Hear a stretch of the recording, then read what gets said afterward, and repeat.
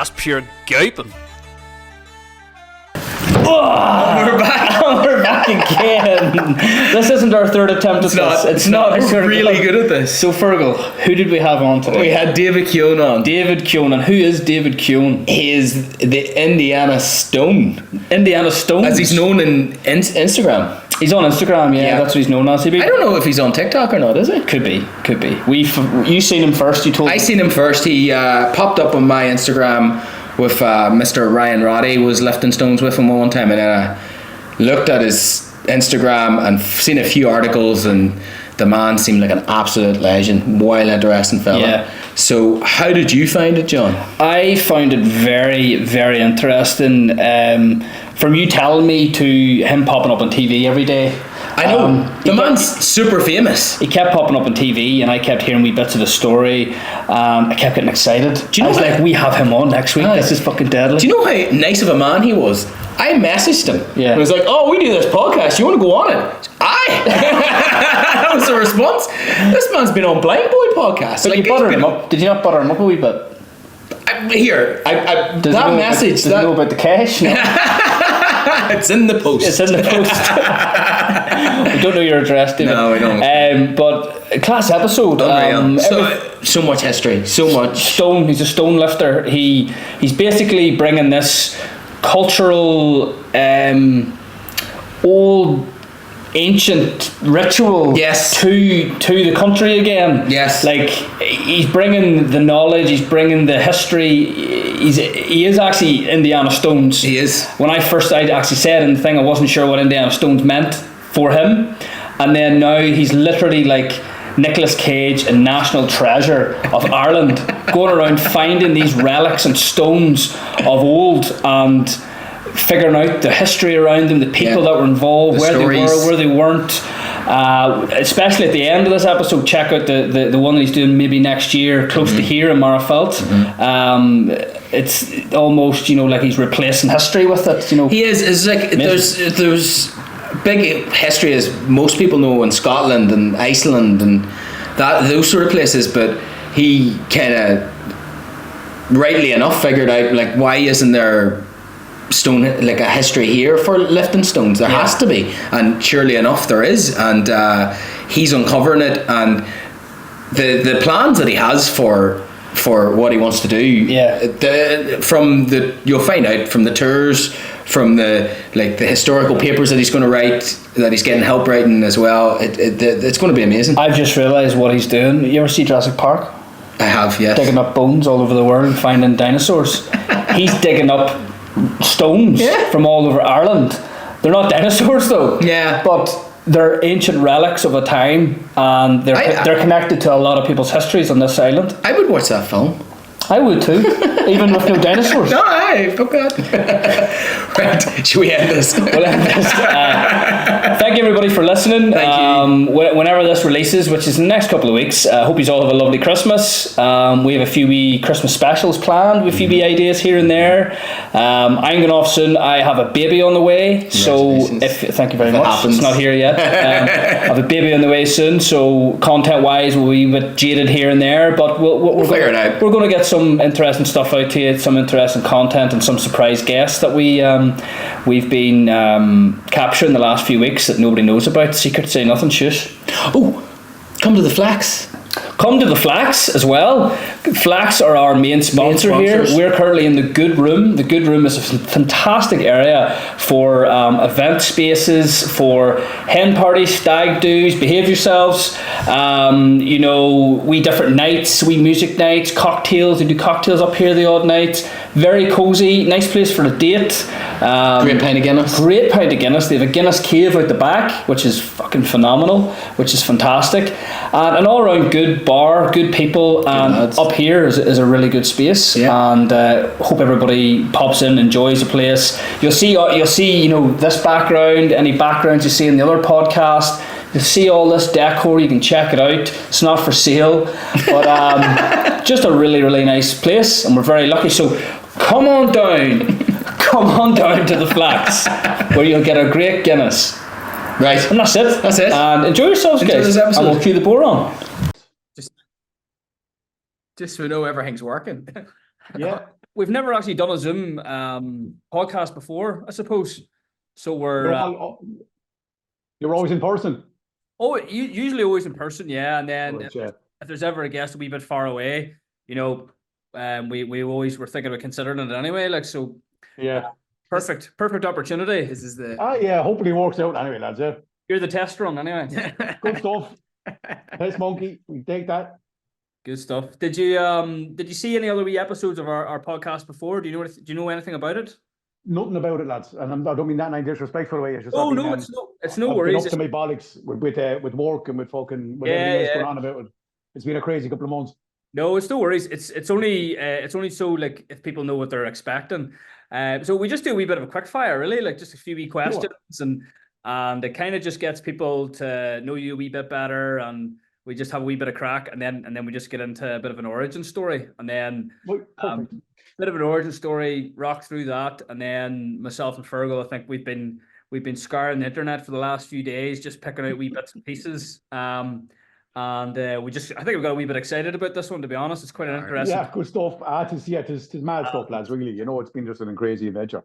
Yeah, the past 6 months especially. No, very good. Whereabouts are you yourself anyway? Whereabouts are you situated? I'm in County Waterford now, just outside Waterford City, the outskirts of Waterford City. Fantastic. Very good. No, David, what I was going to say was we're going to start off here with a wee quick fire, and we just get straight into it. Name 5 famous rocks. 5 famous rocks, I suppose. Okay, then we go one in Iceland. We go to Husafell. We go one in Scotland. We go to Pewter Rock Stone. Then we go to Clough-Faramore. That's a famous, not a lifting stone, but it's a famous stone from Cuchulainn. And then we've got Thomas Lonergan Stone. We've got the Stone of Inishmaan, Stone of Inishmore, Stone of Inisheer. Jesus, you know a fair few stones anyway. Jesus, well, fucking rat on my stones all night. I'll match them up here. So we've got Dwayne The Rock Johnson. We've got Sylvester Stallone at a Rocky. We've Stonehenge. Okay, you're getting close enough to what I'm doing there. Is this the right David? I'm not sure. The Rock of Gibraltar. Yeah. The El Capitan, the granite monolith in Yosemite. Yeah, that himself climbed, didn't he? And then Free Solo, was it? Yeah, that's right. That's the one. Yeah. Brilliant show. The Blarney Stone. Yeah, kissed that a couple of weeks ago. Kissed her. Did you try to rip her out or anything? What do you think the weight of it? No, I snogged the head of it there about a month ago and had a couple of Americans come over. Very good. Next one's animal based. So, elephant versus hippo, which is heavier? I'd have to be an elephant. Elephant. Yep. Yeah. Giraffe versus rhino. Rhino. It says giraffe here. Fuck. Okay. Jesus, must have a big old heavy neck on it. Big fucking giraffe. Yeah. Big fucking giraffe. Lion or tiger, which is heavier? Ooh, I go tiger. That's what I would have went to. It's lion. It's lion. Heavy boys. Polar bear versus grizzly bear. Which weighs more? Polar bear. It's grizzly. We're getting everything fucking wrong. That's all right. Both pieces are. An emperor penguin versus a king penguin. I go emperor penguin. You're right, and that was a complete guess. I went king. Great white shark versus a killer whale. Killer whale. Heavier, killer whale. Yeah. Fantastic. That's as much as you're getting grilled tonight with very hard questions. You get back in fucking school. That's you loosened up now. But yes, thanks again, David, for coming on. We were quite glad to sort of get you. You're in a bit of a media uprise. Media hurricane at the moment. You're just getting pulled in everywhere direction. You're getting phone calls and faxes and emails. It must be quite a difference to you in the last wee while. When did the hurricane even start? And then sure we can go back to the origin. Like I've been knocking away at this for a couple of years, just on just by myself on the weekends, and no one really gave a shit. But I was just doing it because I enjoyed it, But I think really when I hit the Blind Boy podcast, and I didn't realize how much of a a draw he had, how much of a reach he has. And once the minute that dropped, we were chatting on the Wednesday before. He's like, I'd love to have you on the podcast. We talked on the Sunday. The episode dropped on the Wednesday, and I think I went from about like 2,500 followers to like 12,000 followers in like 2 days, and it was just lovely. Thousands of messages, thousands and thousands and thousands of messages, and from there on, then it just spiraled, upwards. Like I said, TV and all that kind of stuff, and there's all kinds of stuff we talked about for next year. It's kind of jarring, lads, to be honest with you. Mentally, it's been a bit strange because, like, you have been doing this by yourself for a long time, and you have been traveling to these places by yourself, and then all of a sudden, now you're going like with film crews and you're going with documentary crews, and there's people involved all over the place, TV and stuff. Look, it's wonderful, but I mean, it's been a bit of a very steep upward curve, Brilliant, very good. No, it was good actually, just a wee intro into sort of who you are as well, David. Just for anybody at home that doesn't, and I'm sure there's going to be a lot more people know very soon after all these podcasts are released of you. There's a list of them there I could see. But anyway, origin story. Where did it all begin for yourself? Where were you actually? Have you always been from where you're at now, or are you travel around? As in with the stone lifting, or just kind of maybe strength and fitness in general? No, just your life, like just back. Life. Let's go way back. Let's go way back. Okay, so I suppose we moved around a lot as a kid. My dad got a couple of different jobs. He was always working in car sales, but like we started off in Waterford City, like right in the city centre, and then we moved when I was a kid to Tipperary for a while. We lived there for about 5 or 6 years. Back into Waterford again. We went out to the countryside, which I loved. We moved out by the Copper Coast, which is just a beautiful spot.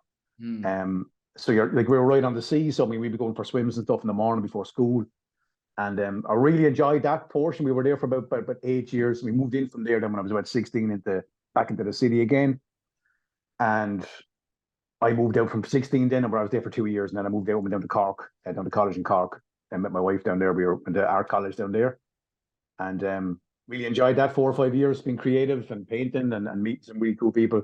Very nice. And was just into the music scene then and the art scene for about 8 to 10 years. We got married young. We had kids young. Like we got married at 24, kids at 25. So I kind of had to step out of the art scene, which I just to had to get a job to support the family and stuff. So got a job here, just working in a DIY store. So I've been here, kind of just fell into the job as a part-time job and kind of stayed there for the last 18 years. But like my kids are getting a bit older now. I have 3 kids. My eldest guy is 18, so like he's talking about moving out next year and stuff. So yeah, I mean, like it's mad the way that life just kind of happens, Into, like I said, into the music and party scene in my 20s, and that was just great crack. And like I've always been into music and playing music. I can play a lot of instruments and stuff, and singing bands since I've been 14. So that art music scene kind of go hand in hand and be great crack through my 20s. But then that all caught up with me then in my 30s, as it does. Suddenly you're overweight and you got high blood pressure and all that kind of shit. So that's starting. I got it. That there. This guy.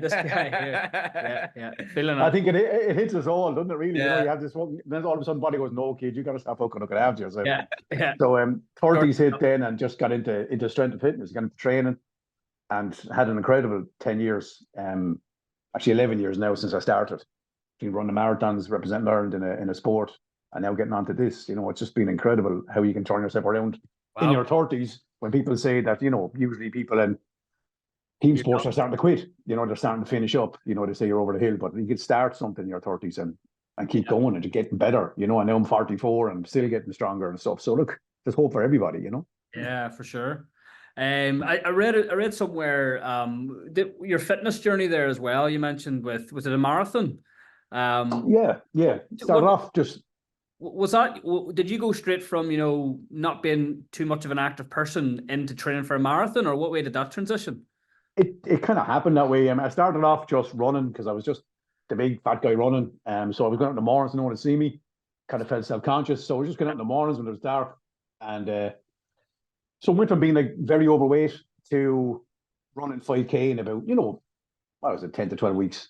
And that was a huge milestone. It was fantastic. Losing weight, then started to feel better. All this sort of stuff. I had this acid reflux and asthma. I didn't have asthma. I was just really unfit, and all this kind of stuff just started falling away, and I started feeling fitter. So went from 5K, and then a couple of months later, you're getting to 10K, and then it was like Jesus, like I can do 10K now. This is amazing. They said that to me like 4 months ago. I would have laughed at you. So then I got to 10K, and it was like on my birthday the next year, I think it was 2012, the very first marathon in Waterford was being held, called the Viking Marathon. So it was the very, very first marathon ever held in Waterford on my birthday, and I was 6 months away to train for it. I said, look, that's a sign from the gods. So signed up for that, trained for that, and completed that marathon. So that was just a really cool thing to do. And it was like, okay, now you've completed a marathon, what's next? What can you do now? You're 32, you've gone from being like a big blob of shit to all of a sudden being able to do this now, you know what I mean? So then I went out and got into strength and fitness, fell into this sport called kettlebell sport just because the gym I was in, the guys were doing it there.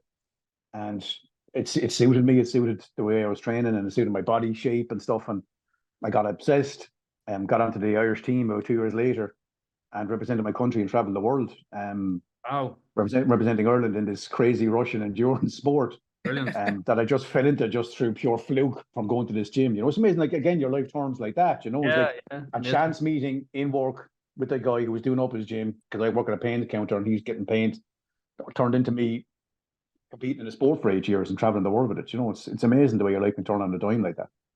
I've heard of kettlebells before. It's a class sport. I actually have a few guys on Instagram. There's a guy I actually used to train with up in Belfast called Paul McElroy. We sent Paul Redbeard. Yeah, Redbeard. Yeah. I was at his gym for a wee while, and I just remember that was when I first seen the sort of culture of the kettlebells, and he would demonstrated it quite often, kind of very much one-armed sort of reps and really, really interesting stuff. It was a real cool gym back then as well. It was very old school, just rusted bars, but they were still working, and that's all you need. That's all you need. And the more I got into that, Paul is a great guy. Paul is a really great guy. Yeah, a lot of time for Paul. Very, very knowledgeable, very strong lad. And he competed in his kettlebell sport for a couple of years as well. But he's some fantastic results. Like, I think he was in boxing, and he was all kinds of stuff before that. So he was a great guy to meet. We were both in the same weight division. I was doing what was called long cycle. He was doing biathlon. We're in the minus 78 kg category. I wouldn't get into the minus 78 kg category now, but back then I was sub 78. So lean and strong. It's a great sport. Great people. Was the foundation of a sport like that very much impinged on the whole, lifting of the stones, lifting of those sorts of heavy weights, because of that sort of, you're low to the ground, you have it's a bit of a difficult claw to have, on a kettlebell as well, especially for beginners. So I mean, it's all forearm strength and having that strength in your arms, but it's all about technique as well, because you're lifting 232 kilo kettlebells like non-stop for 10 minutes, clean and jerk without being able to put them down. And it's a lot of weight to be slinging around for 10 minutes straight, and you're doing 50, 60 reps of that. Your technique needs to be spot on. So I just got fascinated with the minutiae of the technique and with the training, and just got totally and utterly obsessed with it. Trained 4 or 5 days a week. But I think you need to be consumed by something to get to a top level at it. If you want to be getting to an Irish team or a national team level, you need to be consumed by something. So like that, I just got tunnel vision and done that for, like I said, 6 to 8 years, and it was incredible. I got to see parts of the world that I never got to. I mean, I got to Kazakhstan, I got to Russia, got to Ukraine, got over to Norway, Germany, got over to Australia, got to all these places competing and teaching and stuff, and it was just fucking awesome. And then COVID hit and kicked the bollocks out of all of that, Amazing. Was COVID then the sort of catalyst, the catalyst for this, the pivot to the lifting of the stones, or what way did that work? Yeah, I think because I set myself all these goals as at the start. Like, I wanted to do this, that, and this. Like, I wanted to become a world champion. I wanted to set a world record. I had all these lofty goals, and luckily enough, I managed to do all that. And at the end of 2019, I was starting to kind of bow out the other side of kettlebell sport. And so I was coaching it, So I was traveling coaching, teaching national teams. So, and I just done this huge thing, and then COVID hit. And I was like, what the fuck am I going to do now? I mean, I've just finished this massive thing in my life. I kind of don't know what I'm going to do now. And then all the gyms are shut. I was like, it was literally just as a bored human being then who wanted to train.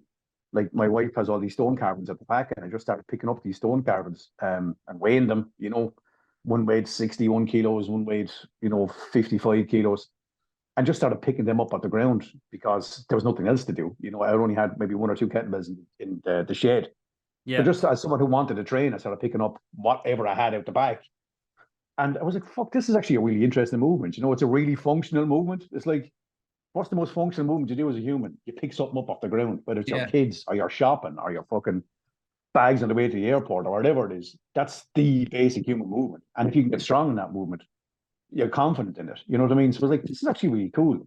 And then I saw the Rogue documentaries. They made 3 incredible documentaries, which I've watched probably about 15 times each. One on stone lifting in Scotland, one on stone lifting in Iceland, and one on stone lifting in the Basque region in Spain. And these guys were talking about not just stone lifting as a physical sense, it had cultural value, it had meaning, it had stories, it had rites of passage, it had everything. I was like, I was just enamored, just fell in love with this. It was like, that's a fantastic thing. You know, there was rites of passage that we don't have anymore. You know, they're not part of our culture anymore. And I think they're kind of sorely lacking, you know what I mean? Because we're missing out on a lot of these things that bring people together, you know, cultures, clans, groups of people, you know. To become a man in Scotland, you had to lift this certain stone, whatever glen you were in, you had to lift this stone either up the chest or onto a plinth, and all the people would gather. And then, you know, if you could do that, then you were worthy to become a man. You were, you know, and everything that goes with it. You could marry, you could, all the rest of it, you know.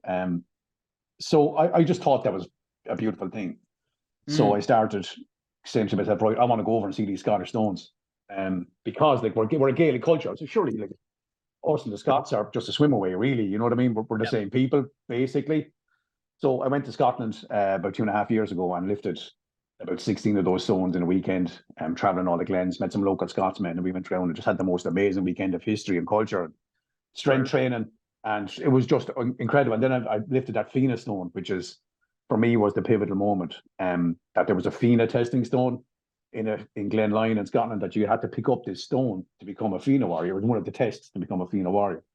So like the picking up of this stone meant that you were strong enough to become a Fina warrior. There was obviously other tests you had to do, but this stone was a part of their tests, and it's still fucking there in Glenlyon. I was like, I couldn't believe that. You're telling me that this stone was maybe lifted in the time of Christ and it's still there, and it's just unbelievable. You know, it blew my mind. And that was a Fina testing stone. So I just made a beeline to this place in Glenlyon and picked up that stone, and it was just one of the most spiritual experiences I've ever had. More so than going to a church, and more so than anything like that. It just blew my mind. You know, it was just an incredible moment. You're touching not just history, but you're picking up like a part of your mythology, really, you know, a part of who we are as a Gaelic person. So once I'd done that, and a friend with me from our college, and he made me actually a little sculpture of it. He said that was just one of the coolest things I've ever seen. I can't believe, A, that the stone exists, and B, that you're able to pick it up. So then I was like, right, I'm going to start looking for the culture in Ireland. We're a Gaelic culture. There's stone lifting in Scotland. There's stone lifting in Iceland. We're in the middle, and there's no recorded history of it here. But it has to be here.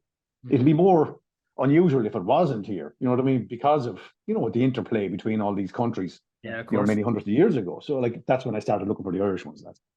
And where did that search start? Where was the first bit of research that you did, or in Ireland? In Ireland, where did that take you? Yeah, so I mean, what I did was I was like, right, what do you do? What does anybody do when they're looking for something? You type into Google. So I'll Google in the Goggle, and I was like, right, Irish lifting stones. Now, if you type in Irish lifting stones, now it's just you. Pictures of me lifting fucking stones all over Ireland, and all these interviews and podcasts and all that. But 2.5 years ago, there was absolutely nothing. So all I got was one piece by a man called Dr. Conor Heffernan, who works actually up in Ulster University. And he'd written a piece on the possibility of there maybe being Irish lifting stones. And that he'd read about some in Dukas, and he'd read about some by the writer Liam O'Flaherty. So I was like, well, Liam O'Flaherty, I've heard of him. I remember him at school. So I was like, right, Liam O'Flaherty. So I just typed in Liam O'Flaherty stone or stone lifting. And what did I get? Only his short story called The Stone, which is about like an old man lamenting his lost kind of strength and virility and youth, you know. And he remembers the greatest day in his life was picking up this lifting stone of the village in Inishmore, the island off the west coast of Ireland, of Galway. He remembers picking that stone up and how it felt and how he was cheered and how the Islanders cheered for him. But he said there was levels to lifting the stones, and if you could lift the stone off the ground, it's a great day in any young man's life. if you could get it to your knees, you were a champion. You were equal to the best, and the men spoke of you. But if you could get it to your chest, you were like a phenomenon of strength to be spoken about for generations, and you were like the man on the island, Yes. So, and it said that the stone had been lifted from time immemorial. So in time immemorial, how long ago is that? Hundreds of years, thousands of years, and the stone is actually underneath Dunangus. So you're like, is it attached to Dunangus? And that's 3,500, 4,000 years old. I'm not sure, but it's an ancient rite of passage in this island anyway, in this village called Gurtnacapa. So I read the story and was like, okay, that's a beautiful story. Is it just fiction? Is it reality? I'm not sure. So again, I started digging and researching through old Reddit threads, and I found there's a guy called Peter Martin who actually brought back the culture in Scotland. A very famous man in stone lifting circles. He brought back the whole culture from doing pretty much what I'm doing now. He's my inspiration. He went looking for and found the lost Scottish lifting stones. Because 10 years ago, there's only 2 known in Scotland. Is that the guy that's in that documentary? Sorry to interrupt. He's not in any documentary because unfortunately he died about 8 to 9, 10 years ago, I think now. Oh, right. But there's a small piece on him online, and he's written a lovely book online called Betwixt the Turf and the Stone, which anyone should read if you're into it. But he was like, yeah, he'd found a culture in Scotland, and I was like, he was then talking to a woman on the island on this Reddit thread, 10-year-old Reddit thread, saying that she was like, my name is Fiona, I live on Inishmore, I live in Gurtnacapa, and the stone that Liam O'Flaherty wrote about is a real stone, and I think it's still there, but I'm not sure. So this was written on his Reddit thread. It's like, fuck me. Oh. You're saying this could be real? I thought this was just a mad story that Liam O'Flaherty had written about or just made up himself, because he makes up all these wonderful stories about island life. So I was like, well, fuck this, I'm going over to have a look. So the next weekend, I would contact my mates. We went off in a camper van off up the Galway, headed over on the ferry. The worst fucking day you can imagine, pissing rain, waves, like gale force fucking 2 was horrible. Yeah. You get to the place, lashing fucking sideways rain, rent 2 bikes, cycle 25 minutes to this place because there's no cars allowed in the island. Cycle 25 minutes, get to this rough boulder stream pathway. And I was like, if you've never been on the Aran Islands, it's just rocks. The whole island is just rocks. It's just stone. It's glacial karst. It's just fucking rocks. There's like 10,000 fucking rocks. How am I going to know which rock is the rock? You know what I mean? So I'm going down this rocky pathway, and I was like, how am I going to know? Like, but I was reading the book as I was going, and in the book it says, in a little hollow by itself, there's a round pink granite boulder that the men used to lift, and it sparkled as the particles of mica sparkled in the sunshine as it hit it. I was like, that sounds pretty specific. So as I was walking down where they said it was, where Fiona said it was, I was walking down this pathway, and in a little hollow by itself, because in a little patch of grass, and there's no other grass around, in this little patch of grass with what they call in the book brew stones all around it, sparkling in the sunshine because the sun was after coming out, was this round pink granite boulder that stood out like a beacon in a field of grey limestone. I was like, fucking, that's it. I'm not sure, but it has to be it, I was like, so treasure hunt. It was incredible. It was like Indiana Jones. You know what I mean? You're like, I've done the research, I've traveled to the place, and now I've fucking found this stone. No, at that stage I wasn't sure if it was it, but I was like, no, that has to be it. You could feel the energy off of this thing. So we tried a couple of lifts and I couldn't budge it. It was just too heavy. And I went away and we traveled the rest of the island. We had a great weekend. And I came back 4 weeks later with a friend of mine from Scotland because I put this up online. He was like, fuck this. I know that story. I want to come over and see that stone. So we went over. Jamie picks it up to his chest, probably the first time in 150 years. It was just an incredible lift. I maybe get it about that much off the ground. And on the way back, there was this older man giving a walking tour with a couple of Americans. And I was like, okay, excuse me, sorry to put in. I said, but do you know what about the lifting stone down there? I said, yeah, I do. Yeah, the Mullane, he said. Yeah, the Mullane Port Vale and Doon. And I was like, what? He was like, the Mullane, he said. Yeah, that's the Mullane Port Vale and Doon. He said, that's the lifting stone of the island. And I said, the pink one? Yeah, he said, the little pink one there, doing the patch of grass. That's it. That's the stone found, There it is. And Mullane means round granite boulder in Irish. Right. So it was like this was the Mullane Port Vale, and Port Vale and Doon is the name of the area. So that means the mouth of the port of the fort, and the fort is Dunangus. So it's the round block of granite on the port of Dunangus is the lifting stone's name. So I think it has ties to Dunangus. I think it could possibly go back thousands of years. Very, very. And that was Ireland's first lifting stone found then. Brilliant. Wow. I was going to ask there, what made it like? How did we forget about these times? Like, the traditions go back hundreds of years, but I've never heard of this. And you heard in the past about, there was always these feats of strengths in towns and villages all over the world where the biggest and the boldest, stated their claim to the town. I've never heard of lifting rocks or stones. And like, did we forget? When was it lost? When was it's a it good lost? question. It's a good question. I was talking about this a couple of weeks ago with a guy. We had this just national amnesia. Like, why did that happen? Why?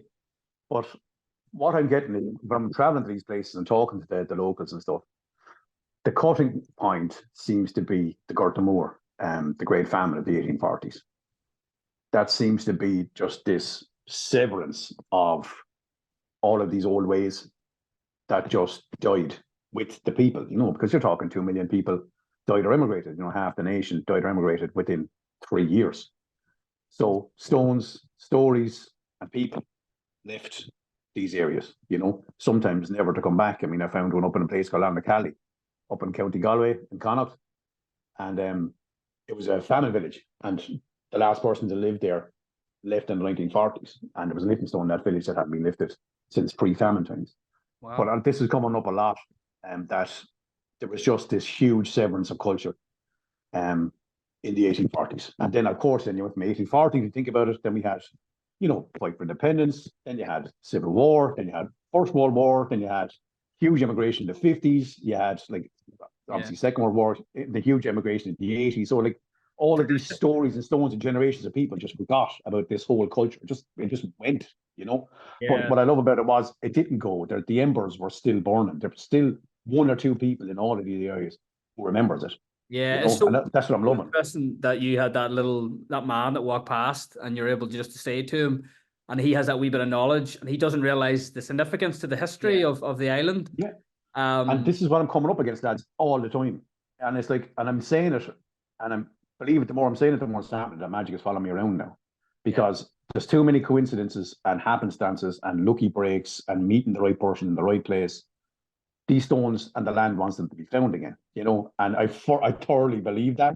So I'm going to these places and I'm finding, just through pure fucking fluke, the one person in the area who knows about the stone. I might be walking down the road and I'll ask someone, I'm like, this is the person in the area who knows fucking everything about it. This has happened more often than not, you know what I mean? Or I'm going to a place and I'm hacking through hedges and I'm just happen to find this fucking thing. I mean, the one to Flag of Den being probably the best instance of that up in County Cavan. I'll talk about that one in a few minutes, because I talk all day. You have to tell me to shut up.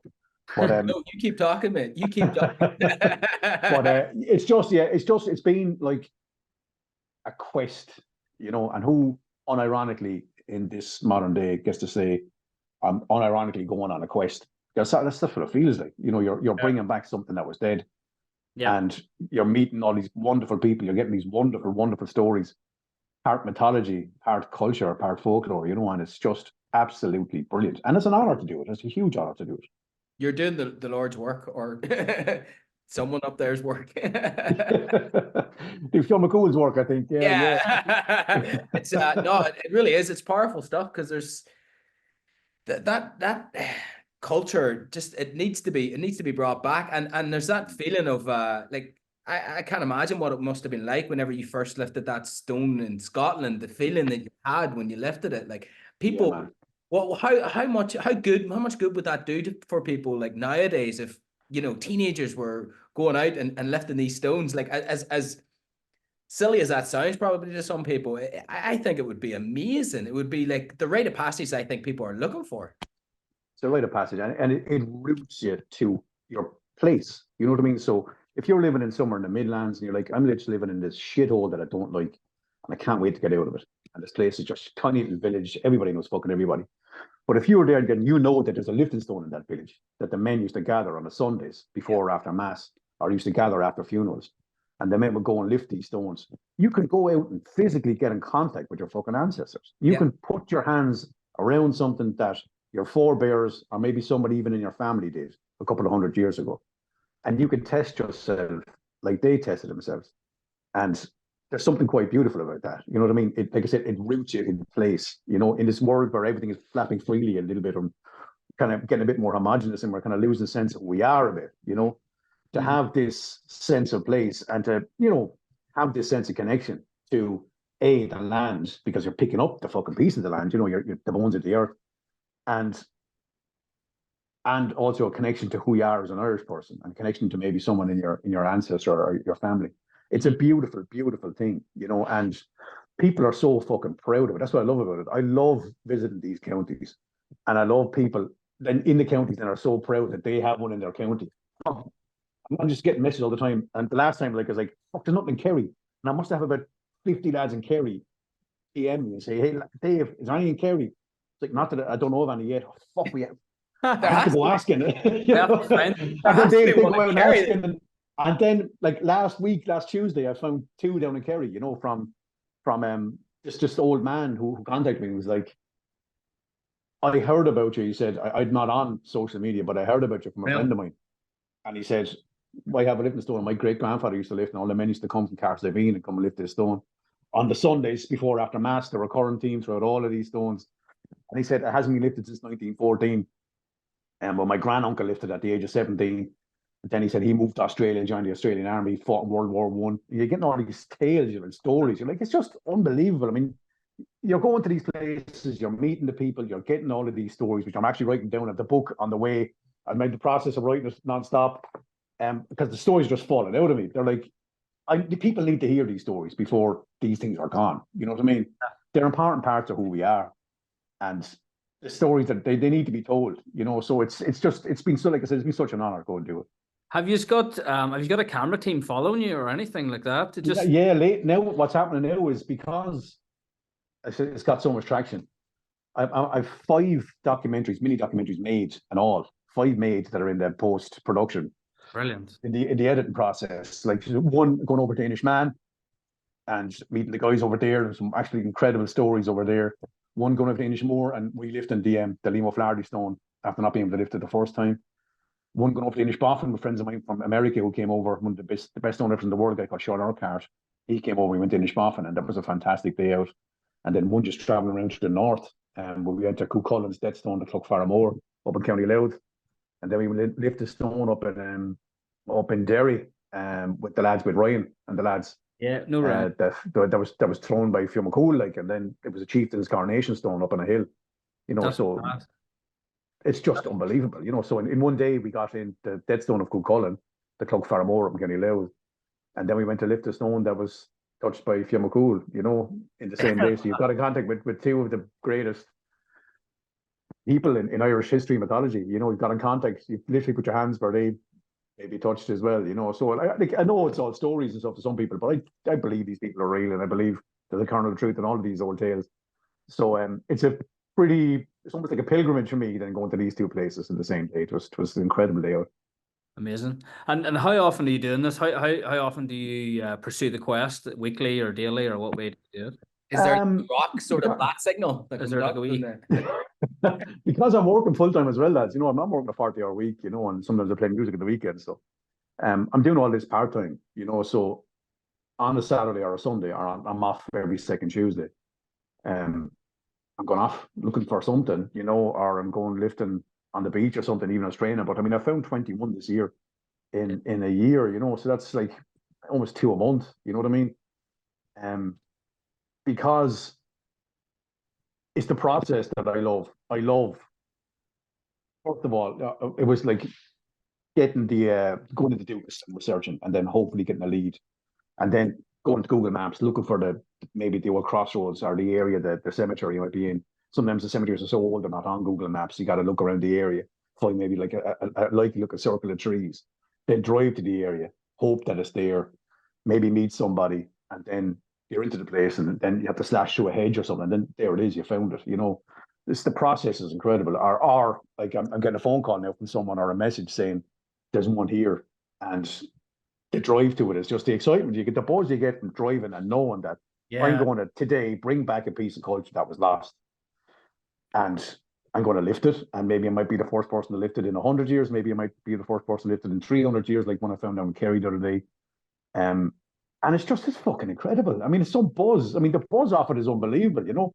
So then you got this whole, you're driving to the place and meeting other people, getting the stories, you're lifting the stone, and then you're driving home, and I have some Irish music on. And I'm like, that was just, sometimes you feel like you're coming back from a dream, you know, like, did that actually fucking happen, you know? Because then I'm back to work. I'm back to work the next day, and it's like, did that even happen? No one gives a shit about us. You're at work, and then like you're just thinking to yourself, I just found like this historical artifact yesterday. Yeah, I was the first exactly. person in 100 years to maybe lift it. It's like a little, like, I am so jealous of you, to be honest.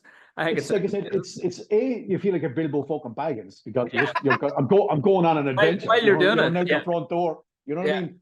And sometimes you feel like you're in a fucking ancient tale, like an ancient fucking Lord of the Rings or mythology thing that you've attachment to Finn McCool and Cuchulainn and old Irish giants and all of this kind of stuff, you know. And then you're going back to fucking work. So it's like you've got this dual life, you know, you've got this incredible weekend life. You feel like fucking Superman. And then you're back to being Clark Kent on Monday. You know, it's just weird. Whenever I seen the name Indiana Stones, I was like, it's very good. That's a really cool name. And then now I'm like, we get it. That actually makes a lot of sense. The name. That's the reason I picked it, because now it's you're actually going on a fucking adventure. I mean, the second one was, remember, he was going to look for the Shankara stones. I'm going to find these other fucking stones. Yeah. Now all I'm missing is the fucking hat. You know what I mean? So yes. Have you ever seen National Treasure? No. No, I haven't seen that. I haven't seen it with Nicolas Cage. No, I haven't seen that. I must get that one as well. It's the Sounds like something similar. It's the American version of you. except it's not big stones. It's just like trillions of pounds and artifacts. But yeah, sure, that'd be a little bit better. All right, yeah, to find a big fucking stone. I think the wife would appreciate it a bit more as well. So you mentioned there's a story there about Cavan previously. What was the story there? So if you go into Dukas, and if anyone doesn't know what Dukas is, it's the National Folklore Collection. So back in 1930s, at the late 1930s, the Irish government put folklore on the school curriculum. So for kids at the age of 11 and 12, they were told to come back to their parents and grandparents and ask them about the local knowledge of your area. Anything at all, ancient battles, wisdom, medicine, you know, our local heroes. Any fucking thing, you know. So they were given a whole list of topics, and every Friday they were told to go back and ask about this. So if you type in Den or flags of Den or stone lifting in Cavan, you get about 15 to 20 stories about these flags of Den, these stones in County Cavan in this area. So it's like 15 to 20 stories is a lot. So obviously they were very, very famous back in the day. So the more I was researching about these, was like these stones, first of all, started off as cursing stones. They're still cursing stones all over Ireland. I'm sure you've heard of those before. If you haven't, they were almost like voodoo. They were like, if you could lift a stone or turn it a certain way, you could curse your neighbours, lay a pishogue against them. So these were first used as cursing stones. If you could flip the stone over because it was very big and heavy, you could lay a curse or a pishogue against someone who'd done you wrong. It went from that then in the 16th and 17th century under penal law, when we were not allowed to practice Catholicism or speak Irish. By the British government, we were there was mass stones and hedge schools and stuff. So this was a mass stone. So where the local parish priest would come and say mass at this stone because he couldn't say it in the local church, and there were people looking out for British soldiers and priest hunters. Yep. So it went from being a coursing stone to being a mass stone. You know, so like that's pretty incredible. And they obviously carved a cross in it. Then, you know, maybe to blind by, you said that one to me. They go, that makes sense. Yeah, maybe they carved the cross to curse out the old pagan gods and bring the Christian God in. I was like, that makes sense. So it went from being cursing stone, mass stone, and then it was also a lifting stone that they managed to lift at funerals, lift up to your knees. If you could lift this huge flagstone up to your knees, you were the strongest man in the parish. You know, you got a load of social status for that. You were the men to talk about you, the women might find you more attractive. So it was this whole social status thing that you got as well. So like just all of these stones, and there was stones about this stone was thrown from Slieve Lake by Finn McCool. There was all kinds of stones, stories about like pukas and ghosts and mermaids and all this kind of stuff around the area. It's like, this is actually a really cool story by itself. Like, this is amazing. I have to go up and see if that stone is there. So it said it's in the old graveyard in Den. So I drive up from Waterford, which is 3.5 hours up to Cavan, and I get to Den Church. So on Google Maps, I thought the old graveyard was behind Den Church. I walked behind it wasn't there, it was just an old field. Like, shit, okay, where is this place? Because it's not on Google Maps. So I'm there about 20 minutes rooting around in my wellies, wandering around fields. When I see this old man walk into the church, and I just go in, walk, and he walked back out again. He obviously just went in, got up, came back out again. I asked him, I said, look, do you know where the old graveyard is in Den? Oh, I do. He said, yeah, it's just down the road. He said, about a mile down the road on the right-hand side. There's two graveyards. He said, but the older one's on the right-hand side of the road. It was closed. He said, no one interred in there since 1937. But he said, you'd do well to find that in there. I said, why is that? He said, there's no one cut the graveyard in 20 years. He said, are you here to cut the graveyard? You're from the county council. I said, I'm not. I said, I'm looking for the flags of then. He's The flags of then, he said. Fucking hell, he said, the flag. I remember my granddad talking about them. He said, I never seen any. I remember the stories. He said, I remember the stories, but I don't think you'd find that in that graveyard. And I was like, I wish you good luck, he said. So I was like, okay, shit, that doesn't sound too promising. So I drive down then to the place, which is only about 2 minutes down the road on the right-hand side. And this graveyard, I'm not joking you, the weeds were the height of the ceiling here, 8 feet tall. The whole graveyard was just the most unkempt. You could barely see the top of some of the really high Celtic crosses coming out of the grass. Whoa. There was no one been in there, I'd say, in a good 30, 40 years. You know, it was just totally overgrown. So like, what the fuck am I going to do now? I said, I'm after coming all this way. I'm just going to go in. So lucky enough, I had an old bill hook in the back of the car because I had to do something similar, not as large a scale, a couple of weeks before. So I bought a bill hook and work. And if I knew I was coming to this, I would have got something mechanical. I was like, Christ. So I just started off, and line by line, I just cut my way through this old graveyard about 1.5 acres. So just slashing away, hitting graves. No, that's a gravestone. No, that's a curbstone. No, that's a rock, but it doesn't look big enough. So after 2.5 hours of cutting all the way through this horribly overgrown blood and fucking mud and thorns and fucking greenery all over my face, it's like, oh, what the fuck am I doing? I'm crazy. And at this stage, I only had a small bit left. I was like, no, just keep going. Like, you're nearly finished. It's going to take about another 20 minutes. So up and down, and right up in the top left-hand corner, I get this clang for about 150 at time. So again, I just kind of pull back something. I see the bottom of this square stone and the bottom of a cross. It's like, oh. So then I started pulling back all this ivy off it, and this perfect flagstone just appears out from under all this ivy. Just the one cross on the top of it, no writing, but definitely not a headstone. And they had it described in Dukas as being 7 inches deep, 3.5 feet long, 3 feet wide, with a cow cross on the top, brown sandstone. Here it is. I can't fucking believe it. That's the flag of then. And then all these stories that come back to me. It's like, that's the one that, Larry Hyland lifted it, and this man from Banahole lifted it. And then it was used as a mass rock, and it was used as a fucking coursing stone. And he's like, this thing should be in a fucking museum. You know what I mean? This thing, not buried under a big load of ivy up the top of a graveyard. This thing has serious history attached to it.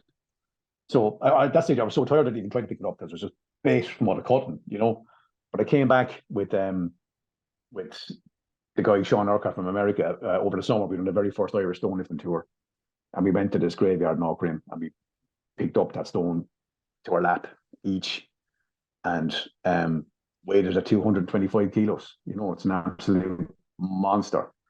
But we lifted that stone, and like to lift that stone back in the day meant you were the strongest man in the parish, and you were worried to get into like the National Folklore Collection. So yeah, that was a really, really cool adventure, and great to go back and pick it up as well, at 44. I was actually wondering, how do you weigh them? I know it's obviously a scale or whatever it is, but do you have something that you are sort of resting them on, or is it hung? What you have is you have like a hanging crane scale. It's just a crane scale. So right. Just put a bar through the crane scale, wrap the stone in whatever rope or whatever, and just hang it off the crane scale, and then deadlift the bar up between two people, and you get a hanging weight of it then, so it reads exactly the weight of it. I see. So, but I mean, the Irish lifting stones they're monsters. Like I like, and no offense to anybody in Scotland or anywhere else, but I mean, I went to Scotland, and as someone who was relatively strong, but who not from huge strength training, from kettlebell sport, which means you were kind of more endurance fit, but I could lift most of those stones with a small bit of training, maybe 6 months training. The Irish lifting stones are on average 170 kilos all the way up to 220, and that one in Seffen Hill probably 250, 260 kilos. They're massive, and like it's just amazing that men back in the day could lift these stones, without any periodized strength training or knowledge of nutrition or anything, just from being a fucking horse of a man, from lifting and pulling and dragging or building walls, pulling rowboats, whatever, just from working out in the fields, you were strong enough to do these things, you know, and can be very fucking humbling to go and say, look, oh yeah, sure, that's only 150 kilos. I can pull that in a deadlift, no problem. And I know a load of lads could pull twice that in a deadlift, no problem. But stick them out in the field in mud and a stone that's rounded and it's got very little grip on it. That's a different prospect. You know, it's a different prospect. Totally. It's a totally different lift than lifting something that's calibrated in a dry gym, indoors with chalk. You're outside in the mud and the rain and lifting something that hasn't got much grip on it. So it's a different kind of a strength. Would you chalk up for lifting these? See, sometimes it's necessary. Yeah, sometimes it is. Would you ever use a lot of times? No, Jesus, no, never use tacky on a natural stone. And if you do, I'd hunt you down. Tacky is a big no-no on natural stones. So chalk, no problem, because chalk will wash off. You know, it'll wash off in the rain. You know, but tacky is a different thing. I seen someone use tacky in the Hooseville the other day, and I was like, "You absolute cunt!" Excuse me, language. You know, don't do that. You know what I mean? Don't do that. You could ruin the stone. You know, you're ruining putting that stuff on it.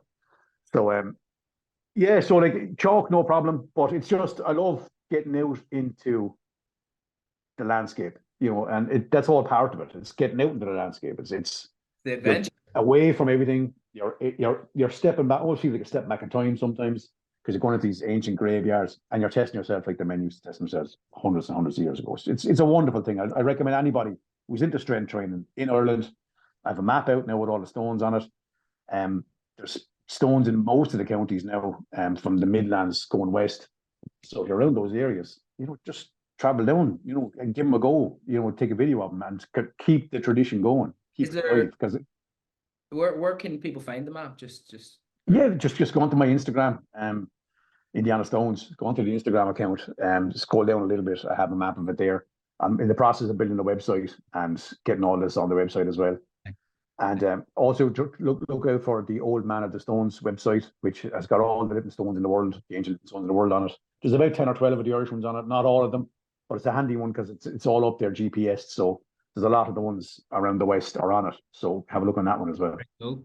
No, I was going to ask there as well, like this is obviously came as a bit of a media storm recently, which is fantastic for mad for you to be able to, you know, to get these stories out there and to get the awareness out and sort of bring the heritage back, which I think is why me and Fergal love it so much. And now that you've seen, you know, that interest, and like I'm starting to think about all the lads I know and all, they'd love to just go someday and just test each other, have a bit of crack, a day out, bit of fresh air and all that. Where do you see it going for yourself now? Like, you obviously have a bit more of ambition now to, you know, maybe let's, you know, categorize these rocks. Let's get the stories from these rocks. Where do you hope they're going to go? You know, do you want it to be well known all over Ireland? Do you want it to be more a bit of a touristy sort of thing, or what's your sort of hopes for the future? Yeah, that's definitely happening. I was talking to some professors up in the north, and we were talking about writing an academic paper on this, being the first one in the world on lifting stones. So we're going to write a proper academic paper on lifting stones. We've got Northern Ireland tourism involved. We've got Tourism Ireland involved. We've got a whole load of people who want to be a part of this. And I was talking, like Dr. Conor Hefner was talking to me. He's like, everyone I've asked has said yes. He said, everyone I've asked wants to be on board. He said, I got my dream team of people on board with this. I can't believe everyone would said yes to it, because he said it's incredible. He's put in a bid for that next year. So we're very hopeful that we get a government grant for that, and then we can go and actually start putting this on the tourism, like I said, on the maps. I mean, I'm talking to the guys in Connemara and Galway, because there's 10 or 12 stones in Galway. So I'm talking about doing an actual heritage trail of stone lifting, getting plaques up at them and that kind of stuff. And I'm talking about doing stone tours myself next year. So I'm going to organise stone lifting tours, and maybe 2 or 3 next year. Book a week off work and say, look, this week we're going to do the stones in the West, or we do one of the islands, or we do the ones down. We do a Munster tour, or we do a Connacht tour, or we might do the 2 up in the north. You know, so there's all kinds of stuff happening now. Like I said, the book for me is really important to get the stories and to get the stones out there. So like for me, that's my main focus at the moment. Once that book is released, people can get the whole background about all of this, you know, and get everything about it. So it's the book, tours, it's doing the academic paper on it, and I have lots of documentaries planned for next year. Talks are getting on some of the late night talk shows, all kinds of stuff coming up. It's just, it's incredible. I can't believe what's happening with it. But I'm just going to keep riding the wave and keep pushing this forward as much as possible because it's an important part of our culture that it's great to be bringing it back. I feel like you've definitely unearthed something, and it's literally, it's brilliant. It's just a fantastic thing, and me and Fergal love our heritage and of the land and stuff. So it's when Fergal told me, and I literally was like, that sounds very, very cool. It is. That's what I love about it as well. It's actually really fucking cool, you know, and it's a great thing. There's nothing like going out. I mean, we done a tour, like I said, with Sean, and a couple of lads joined in with us last year. Load of lads going off, you know, men and women, because there's women sitting stones as well, heading out for the day, and the crack you have in the car, and you're driving to these places, you're seeing the most beautiful parts of the country that you never really visit. You know, I mean, that's what I'm loving about this, is connecting me to Ireland more than anything has ever done in my life. I'm seeing parts of the country that I never would have gone to. But like, I'm driving through Mayo, it looks like you're in the fucking Highlands of Scotland. You know, got Ben Bulbin there, like a crest of a wave. Then you're going through the Connemara, and you're seeing the bones of the air poking through, and all the stones and the rocks, and how, you know, rugged the people are and the places. And then you go to the islands, and that's dialed up by 10, and you're meeting all the wonderful people, the stories. And you're going to parts of the country that are just beautiful. And like, you're getting probably the most beautiful areas in Ireland. You're getting history, and you're getting a great day of strength training and rites of passage. Who wouldn't want to do it? Yeah, sounds amazing. I can imagine those tours, like they'd be class. You go for a wee hike, you go lift, maybe a wee pint afterwards if you get it. You know? Oh fuck yeah, 100%. You know what I mean? Like these things going over to the islands, like, so going over to the islands on the ferry, you know, that's an adventure in itself. Yeah. Then like, you're cycling to these places or walking to these places, you're seeing these most beautiful parts of the island. Then you're going down, you're always meeting a local, because I mean, I'm always meeting a local over there, so he's giving you the stories. But the last person lifted, a lot of lads over there only speak Irish, so I mean, I can speak Irish as well, so we're chatting away. And then you're going to lift a stone, and like, you know, the feeling of lifting these stones is just incredible. You're getting your hand on the stone, and if you can get the great wheel, get the wind under it, it's a wonderful feeling. And then you have a bit of fucking post-mortem chat afterwards. You're going for a couple of pints. I mean, it's just a great day out, you know. Amazing, brilliant. I think that was great. It was a great chat. Fuck yeah, chat away all night. Yeah, David, I couldn't believe it when you said yes to come on this podcast. Oh Jesus! Sometimes I need to talk about this, because like, I can't talk about this at work. Yeah, like, you know, there's no one fucking interested in work. So I mean, when someone's genuinely interested and wants to know about it, I'm delighted, because you know, I'm fit to burst, because I just need to talk to somebody about this. You know what I mean? It's just so interesting to me. But I mean, and like, obviously to yourselves as well. So like, thanks a million for having me on. I really appreciate it, lads. Sorry, one last question, David. What about your own training at the minute before you go and lift these stones? Do you have any sort of training that you kind of do yourself then to kind of prepare you for this time? Yeah. I've been training hard for this. You're lifting heavier now? Lifting heavier, yeah. So we lifting heavier. I mean, I've been treating it like, I lift 2 stone days a week. So my training will be Monday, Friday, I lift stones. So I have stones at the back, and I place kettlebells on them. So then I can use that like a deadlift protocol. So I can say, right, you know, get your 5 sets of 5, 3 sets of 4, whatever, build that up to your 1 RM, and then try and, you know, use that as your next glass ceiling to break through, and keep going like that. So that's worked really well for me. Going from not being able to lift any Muflardy stone of 171 kilos to being able to lap it the last time I was over there, you know, in the space of like 14 to 16 months was pretty cool. You know what I mean? That you can still get stronger at the age of 44. If you use the correct process. So like I said, Monday to Friday, I do strength days. And then on a Wednesday, like tonight, before he came on here, I was doing a kettlebell sport session with a friend of mine I train at the back. So 3 days a week training, and just be mindful of it. I mean, I also do a lot of yoga, a lot of stretching, a lot of mobility work. You have to, when you hit your 40s, you have to look after yourself. You know, it's like oil in the engine. So I do yoga, mobility work pretty much 5 mornings a week for an hour. And I'll do three evenings strength training. So yeah, I put a lot of work into it, but I mean, I don't feel it's work. It's just part of what I do. I love it, you know. So I can't wait to go train. You'll sleep like a rock tonight, then. Anyway. Oh fuck! It's been a busy day, lads. Yeah, I was up and work at 7:30, and then training for an hour and a half, straight onto this. So yeah, straight to the fucking lab now. Fantastic. I had that lined up all day. No, fantastic, David. Great having you on. Thank you so much for zooming into us, and really looking forward to the local community and everybody to get to hear your story and hear about this lovely bit of culture that's been unearthed recently. And sorry, I keep thinking of questions. Sorry, David. Keep going. That stone that you lifted locally here, where exactly is that? In Derry. In Derry. Yeah, it's in a place called Sefin Hill. The farmer asked me for people not to visit it. Okay. Unless we do an organised day. So what I'm thinking of doing is, what we're thinking of doing next year is, lads, and I'll say it to you because you're from the area. They're thinking of putting that stone back up on top of the hill because it was rolled down to the bottom of the hill in the 1830s. So they're thinking of putting that stone back up because it was a chieftain's coronation stone on the top of the hill. So they're going to bring that back up to the top of the hill in the summertime next year.